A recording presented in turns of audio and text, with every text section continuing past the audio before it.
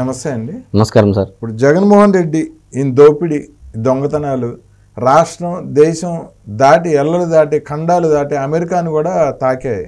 అమెరికాలో కూడా పెను తుఫాను సృష్టించింది. ఫెడరల్ బ్యూరో ఇన్వెస్టిగేషన్ వేసిన ఛార్జ్ షీట్లో అదాని గారి మీద వేసిన ఛార్జ్ షీటు, అది అక్కడ అదాని గారు చాలా పెద్ద స్కామ్ చేశారని చెప్పి ఒక ఛార్జ్ షీట్ ఫైల్ అయింది అక్కడ కోర్టులో. ఆ ఛార్జ్ షీట్లో పర్టికులర్గా ఏపీ సీఎం జగన్మోహన్ రెడ్డి అని కాదు, ఏపీ సీఎం అండ్ అధికారులు, ఏపీ అధికారులు అని చెప్పి మెన్షన్ చేస్తూ ఛార్జ్షీట్లో 1750 కోట్లు జగన్మోహన్ రెడ్డి లంచంగా తీసుకున్నాడు అని చెప్పి వాళ్ళు ఛార్జ్షీట్లో ఫైల్ చేశారు. వాళ్ళు చూస్తేనేమో ఆ వార్త ఇటు రావడమే ఈరోజు జగన్మోహన్ రెడ్డి 10-30 నిమిషాలకి ఫ్లైట్ ఎక్కి బెంగళూరు పారిపోయాడు గన్నవరం నుంచి. ఏంటి ఇదంతా, ఏం జరుగుతున్నాయి పరిణామాలు? జగన్మోహన్ రెడ్డి ఏ కేసులో అమెరికాలో ఇరుక్కున్నాడు, ఇది ఎలా జరిగింది, దీని వెనకాల అదాని పాత్ర ఏంటి, మోడీ గారు కూడా ఈ విషయంలో మండిపోతున్నారని చెప్పి తెలుస్తున్నాయి, వార్తలు వస్తున్నాయి. అసలు ఏంటి మొత్తం కథ ఏంటి ఇది? సార్, ఇప్పుడు మీరు అడిగిన ప్రశ్నలు ఏదైతే ఉందో ఇది ఆషామాషి వ్యవహారం కాదు సార్. ఇదేదో లోకల్ సిబిఐయో లేకపోతే ఈడీనో లేకపోతే గతంలో జగన్మోహన్ రెడ్డి గారు ప్రతిపక్షంలో ఉన్నప్పుడు అంటే 2014 నుంచి 2019 మధ్యకాలంలో ఆంధ్ర పోలీసులపైన నాకు నమ్మకం లేదన్న ఏ విధంగా అయితే ఉందో, అంటే దేశంలో ఉన్న వ్యవస్థలపైన కూడా నమ్మకం లేదని అంటారు, ఎందుకంటే కేసు పెట్టారు కాబట్టి. మరి ఇది దీనికి కూడా చంద్రబాబు నాయుడు గారు కుట్ర, అమెరికాలో కేసు పెట్టడము, ఇది ఆరోపణలు చేయడము చంద్రబాబు నాయుడు కుట్ర, లేకపోతే ఇది లోకేష్ కుట్ర అని చెప్పేసి అన్నా కూడా ఆశ్చర్యపోవాల్సిన అవసరం లేదు. ఫెడరల్ బ్యూరో ఆఫ్ ఇన్వెస్టిగేషన్ లో కూడా కమ్మ వాళ్ళు ఉన్నారు, ఇది చంద్రబాబు నాయుడు కుట్ర, లోకేష్ కుట్ర అని అన్నా కూడా ఆశ్చర్యపోవాల్సిన అవసరం లేదు సార్. ఎందుకంటే ఇది ఒక అలవాటుగా మారిపోయింది. ఒక సామాజిక వర్గాన్ని టార్గెట్ చేయడం, ఏది జరిగినా జగన్మోహన్ రెడ్డి గారి పార్టీలో ఏం అవాంతరాలు జరిగినా ఏం జరిగినా అది ఒక సామాజిక వర్గం పైన నెట్టడం అనేది ఒక ఇది అలవాటుగా మారిపోయింది ఆ పార్టీ వాళ్ళకి.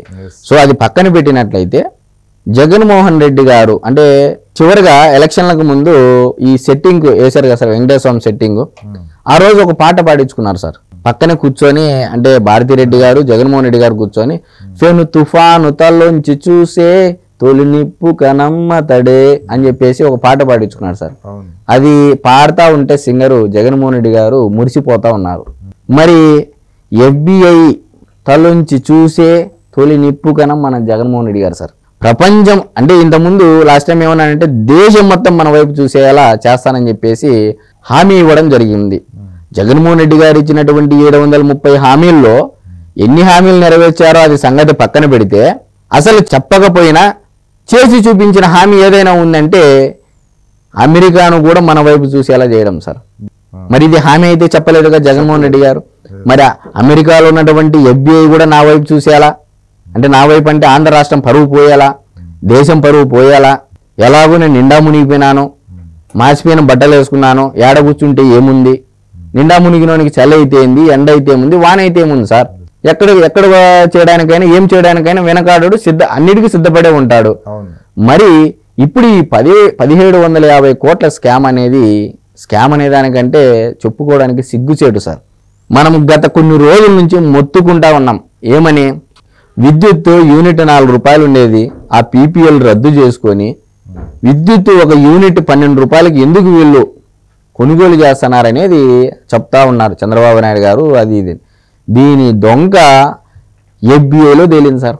న్యూయార్క్లో కూడా జగన్మోహన్ రెడ్డి గారి మీద క్లియర్గా మెన్షన్ చేశారు అక్కడ ఉన్నటువంటి FBI వాళ్ళు. సీఎం ఒక అధికారి అంటే officials of government of Andhra Pradesh India. ఎంత పరువు ప్రతిష్టలు గంగ కలిసిపోయాయి సార్. అడ్డంగా పోయింది పరువు, ఆంధ్రప్రదేశ్ రాష్ట్ర పరువు అడ్డంగా పోయింది. మరి ఇంకా దీనికి కూడా ఏం ఎలివేషన్ ఇస్తారో మరి చూడాలి. ఇది మోడీ గారు కుట్ర అంటారా, మరి షర్మిల గారు కుట్ర అంటారా, మరి లేకపోతే చంద్రబాబు నాయుడు గారు, లోకేష్ గారు, పవన్ కళ్యాణ్ గారు కుట్ర అంటారా, ఏమంటారు? ఇదే విషయం పైన ఎప్పుడు సార్ ఈ సెప్టెంబరు 12వ తారీఖున ఆంధ్రజ్యోతి పేపర్లో రావడం జరిగింది. మొత్తం క్లియర్ కట్గా ఇలా వచ్చారు, ఇలా జరుగుతున్నాయని చెప్పేసి ఆ రోజు ఆంధ్రజ్యోతి పేపర్లో వస్తే ఇది చంద్రబాబు నాయుడు కుట్ర, ఎల్లో మీడియా కుట్ర అని చెప్పేసి సింపుల్గా వేయడం జరిగింది. జనాలు కూడా ఏందబ్బా జగన్మోహన్ రెడ్డి ఒకవైపు వాళ్ళంతా ఒకవైపు అన్నట్టు నమ్మి జగన్మోహన్ రెడ్డి గారిని గుడ్డిగా నమ్మేశారు. కానీ ఇప్పుడు దాన్ని తీగలాగితే గవర్నమెంటు ఎప్పుడైతే ఈ పీపీఎల్ రద్దు చేసుకుందో దాని తర్వాత అసలు విషయం ఏంటంటే సార్, దీని అన్నిటికంటే ముందు అసలు విషయం ఏంటంటే ఈ యొక్క లంచం ఇవ్వాల్సిన పరిస్థితి ఎందుకు వచ్చింది? 1750 కోట్ల రూపాయలు, దాదాపు 2209 కోట్ల రూపాయలు లంచాలు ఇస్తే అందులో సింహభాగము 70% ఒక్క జగన్మోహన్ రెడ్డి గారికే ముట్టాయి అని చెప్పేసి ఏదో సిబిఐ వీడియోగా సార్ చెప్పినది, FBI చెప్పింది. మామూలుగా SECI, solar energy corporation of India, సెకీకు ఈ అదాని గ్రూపు 12 గిగావాట్ల విద్యుత్ సప్లై చేయాల్సి ఉంటుంది సార్. అయితే ఈ సెకి ఈ వివిధ రాష్ట్రాల్లో ఉన్నటువంటి డిస్కమ్లతో కొనుగోలు ఒప్పందం చేయించాలి, అక్కడ విఫలమైంది. అక్కడ ఎంటర్ అయ్యారు సార్ అదాని. ఆయన ఎవరు సోదరుడు ఎవరు ఇంకో అదాని ఉన్నాడు, ఆ అదాని వీళ్ళంతా కలిసి ఆంధ్రప్రదేశ్ రాష్ట్ర ముఖ్యమంత్రి జగన్మోహన్ రెడ్డి గారిని కలిశారు. కలిసిన తర్వాత అప్పుడున్నటువంటి పీపీఏలు మేఘాల మీద యుద్ధ ప్రాతిపదికన రద్దు చేసుకొని తర్వాత 4 రోజులకే శాసనసభలో తీర్మానం, అంటే శాసనసభలో కూడా ప్రవేశపెట్టి అన్నీ చేసి మేఘాల మీద జరిగిపోయాయి. సరే, ఇది జరిగిపోయిన తర్వాత మరి కొన్నాళ్లకు అదాని గారు వచ్చి ముఖ్యమంత్రి గారిని కలవడం జరిగింది, జగన్మోహన్ రెడ్డి గారిని కలవడం జరిగింది. కలిసిన తర్వాత సరే ఇదంతా ఎక్కడ జరిగింది, మరి ఇవన్నీ ఎలా చెప్తున్నారా అంటే ఇదేదో మేం చెప్పినది కాదు నాయన, అమెరికాలో ఉన్నటువంటి అధికారులు, FBI అధికారులు వీళ్ళు మాట్లాడినటువంటి సంభాషణలు, ఫోన్ కన్వర్జేషన్స్ ద్వారా తీసిన డొంక తీస్తే 1750 కోట్ల రూపాయలు జగన్మోహన్ రెడ్డి గారికి ముట్టినాయని చెప్పేసి స్వయంగా FBI చెప్పినటువంటి పరిస్థితి. మరి చూడండి సార్, ఇప్పుడు జగన్మోహన్ రెడ్డి గారు మన రాష్ట్రానికి ఇప్పుడు ట్రూ అప్ ఛార్జీలు, గతంలో విద్యుత్ ఛార్జీలు పెరిగాయి గుర్తుందా సార్? ఎందుకు పెరిగినాయి ఎవరికైనా అర్థమైందా? సర్ ఛార్జీలని, సెస్ ఛార్జీలని, ట్రూ అప్ ఛార్జీలని, ఆ ఛార్జీలు ఈ ఛార్జీలు పెట్టి యూనిట్ మామూలుగా 100 రూపాయలు వచ్చే బిల్లు 250 రూపాయలు. ఇది ఎన్నాళ్ళకు ఒప్పందం జరిగింది తెలుసా సార్?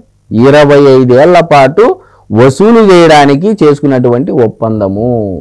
మరి ఇప్పుడు పేదల పక్షపాత, ప్రజల పక్షపాత, రైతుల పక్షపాత జగన్మోహన్ రెడ్డి గారు అనేది క్లియర్ కట్గా తెలుసుకోవాలి సార్. ఇప్పుడు కూడా ఇక్కడ కూడా మీకు క్లియర్గా ఒక విషయం చెప్తాను సార్. ఎక్కడో అమెరికాలో అదాని మీద కేసు పెడితే మనం ఇక్కడ ఎందుకు రచ్చ చేస్తున్నామని చాలా మంది అడుగుతారు సార్. దానికి ఏంటంటే జగన్మోహన్ రెడ్డి అదాని దగ్గర ముందే 1750 కోట్లు తీసుకొని మీరు వాడే ప్రతి యూనిట్ మీద ఇప్పుడు కడుతున్న దానికంటే అదాని పైసలు ఎక్కువ వసూలు చేసుకునే ఫెసిలిటీ ఇచ్చాడు. అదానికి ఎక్కువ వసూలు చేసుకునే ఫెసిలిటీ. ఇది 1-2 సంవత్సరాలకు కాదు, 25 సంవత్సరాల పాటు ఫెసిలిటీ ఇచ్చాడు. ఒక్కసారి లెక్క కడితే ఆ లెక్క ఎన్ని వేల కోట్ల రూపాయలు వస్తుందనేది అది ప్రజల విచక్షణ జ్ఞానానికి మనం వదిలేయాలి. అసలు పరమ ఉద్దేశం ఇది.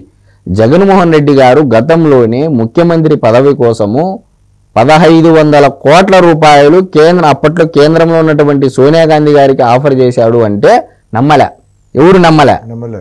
మరి ఇప్పుడు నిజంగా జగన్మోహన్ రెడ్డి గారు 1750 కోట్ల రూపాయలు తీసుకొని 25 సంవత్సరాల పాటు నువ్వు ప్రజల నుంచి దండుకో అని చెప్పేసి ఫెసిలిటీ ఇచ్చాడు. అంటే ఏంటి సార్, నిజంగా ప్రజల పక్షపాత. మరి రైతులకు ఇదే కరెంటు బిల్లు కడతారు, అప్పట్లో మీటర్లు కూడా అమరుస్తారని చెప్పేసి కూడా రావడం జరిగింది. ఇప్పుడు కూటమి ప్రభుత్వం దాన్ని క్యాన్సిల్ చేసేసి నిశ్చింతగా ఉండండి, మీకేం ఇబ్బంది లేదు, ఇక్కడ ఉన్నటువంటి కూటమి ప్రభుత్వం కరెంటు ఛార్జీలు ఇక పెరగవని కూడా స్పష్టంగా చెప్పినటువంటి ప్రభుత్వము. మరి ఒకవైపు ఏమో జగన్మోహన్ రెడ్డి గారు కంపారిజన్ చేసుకుంటే 25 సంవత్సరాల పాటు దండుకో అని చెప్పి పర్మిషన్ ఇచ్చేశాడు అదానికి. మరి ఇది కూడా అబద్ధం అంటారా? ఇది కూడా ఎల్లో మీడియా కుట్రా? ఇది కూడా వీరు ఏదో వండి వార్చుతున్నటువంటి కథలు అని అనుకుంటే అది మనం వారి విచక్షణ జ్ఞానానికి వదిలేయాల్సి. ఇది జగన్మోహన్ రెడ్డి గారి యొక్క చరిత్ర.